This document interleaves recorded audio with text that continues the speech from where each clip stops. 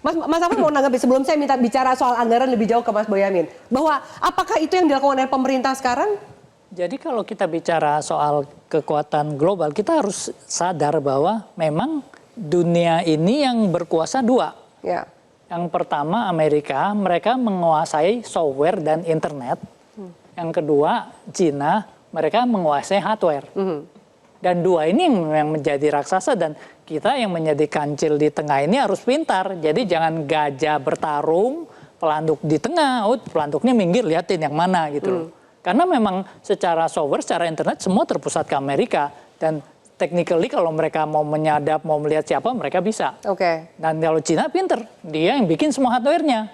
Lalu technically kalau mereka mau melakukan sesuatu ke hardware di chip yang sedemikian banyak itu, mereka bisa. Memang kita harus waspada. Anda setuju nggak kalau kemudian statement dari Kominfo mengatakan bahwa ini ya bukan kelalaian, tapi pelakunya saja, hackernya kalibernya tinggi? Nah kalau ini... itu kan statement, Mas Boyamin udah ketawa loh. Ya, maksudnya jangan sampai kemudian karena bukan kelalaian tapi hackernya aja yang canggih gitu. Kita nggak mampu, seakan-akan kita nggak punya kemampuan gitu. Kalau kita melihat tidak melakukan backup ya itu jelas kelalaian. Itu jelas kelalaian. Jadi nggak ada alasan bahwa hackernya kelas seperti apa gitu ya. Memang hacker kelas jago, tetapi ya kalau di backup ya kelas jago harusnya pun bisa nggak bisa aman ngapa-ngapain gitu ya. kita gitu. Mas Boyamin silakan. Saya tidak yakin kalau hackernya itu jago, bisa aja itu level-level menengah tapi dibantu orang dalam. Malah begitu bisa jadi. Kok Anda bisa menyebut dibantu ini kan orang dalam? konspirasinya Pak Dharma kalau. Iya. Karena kalau ini global, teori global ini pakainya ordal. Oh iya kan anak muda sekarang kan begitu, ordal begitu kan.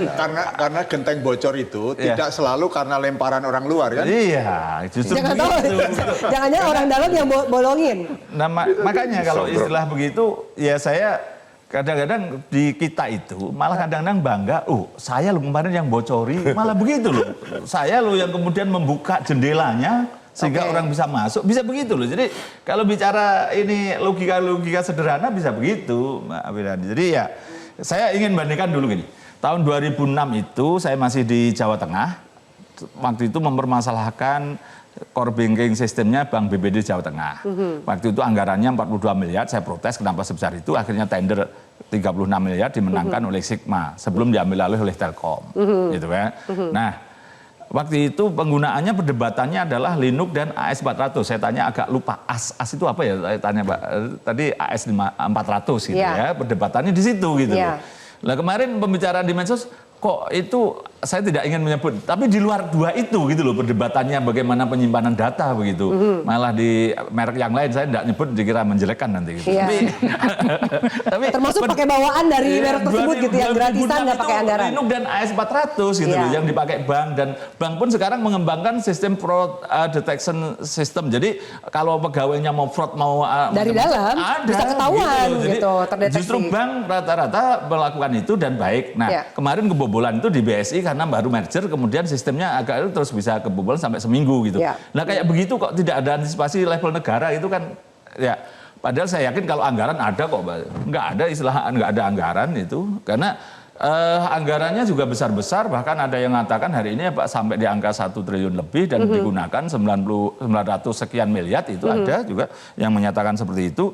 Nah persoalannya sederhana, pengadaannya seperti apa? Karena belajar dari TS itu kan bagaimana itu di awal tender sudah diatur, bagaimana HPS-nya dibuat tinggi, tendernya dibuat monopoli, pelaksanaannya juga jelek, pertanggungjawaban jelek, itu kan kelihatan di situ dan bisa jadi Bu, saya belum bisa mengatakan punya data loh ya, tapi potensi ke sana juga ada di sini. Ke sana berarti itu kambing hitamnya, siapapun yang menang tender itu akan jadi kambing hitam dari persoalan ini menurut Anda? Perencanaan juga dong.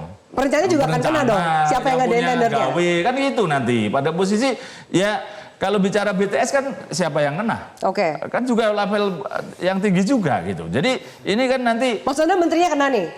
Ya kan kalau BTS-nya kena. Apakah yang kasus ini ya akan kena?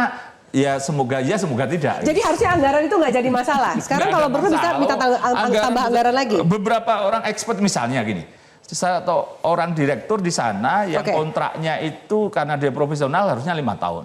Tapi ternyata ini sudah tahun kedua, sudah kira-kira 8 tahun seseorang itu. Dan pusat pengadaannya hampir semua di sana dipegang orang ini. Itu aja kan sudah bisa terjadi. Iya, misalnya paling enggak itu sesuatu yang anomali lah kalau bahasanya begitu. Kalau kemudian kita lanjutkan saat lagi. Kemudian juga Menkominfo mengatakan sudah tahu identitas hacker dan pelakunya adalah non-state actor. Ada minta tebusan sekitar 8 juta dolar. Ya dibayar aja. Nah, apakah perlu dibayar atau tidak? Termasuk juga tadi Mas Boyamin katakan dibayar saja, lo konsekuensinya seperti apa untuk keamanan data kita. Tidak apa-apa dibayar kok. Oke, kita lanjutkan sesaat lagi. Tetaplah bersama kami. Kita lanjutkan Mas Boyamin usai jeda.